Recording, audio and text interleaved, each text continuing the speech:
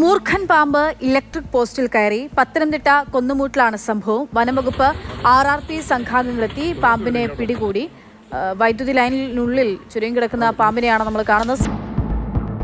കൗതുകമേറെയുള്ളതാണ്. സ്വാഭാവികമായും ഈ ദൃശ്യങ്ങൾ കാണുമ്പോൾ പാമ്പിന് ഷോക്കടിക്കുകയും പാമ്പ് ചത്തുപോവുകയും ചെയ്യും എന്ന് കരുതിയിരുന്നു. പക്ഷേ അത്തരത്തിൽ യാതൊരു സംഭവങ്ങളും ഉണ്ടായില്ല. പത്തനംതിട്ട കടമേട്ട റോഡിൽ പത്തനംതിട്ട നഗരത്തിൽ നിന്ന് ഏറെക്കുറെ 2.5 കിലോമീറ്റർ മാറി കൊന്നമൂട്ടിൽ ഉച്ചയ്ക്ക് 3 മണിയോട് കൂടിയാണ് സംഭവം.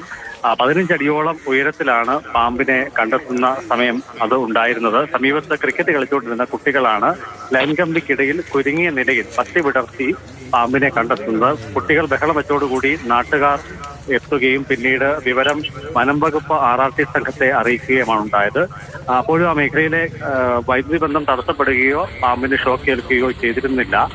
തുടർന്ന് സംഘാംഗങ്ങൾ എത്തിയ ശേഷം പാമ്പിനെ വലിച്ച് താഴെ ഇറക്കിയ ശേഷം പിന്നീട് പ്രത്യേകം തയ്യാറാക്കിയിട്ടുള്ള കൂട്ടിൽ ആക്കി കൊണ്ടുപോവുകയാണ് ഉണ്ടായത്.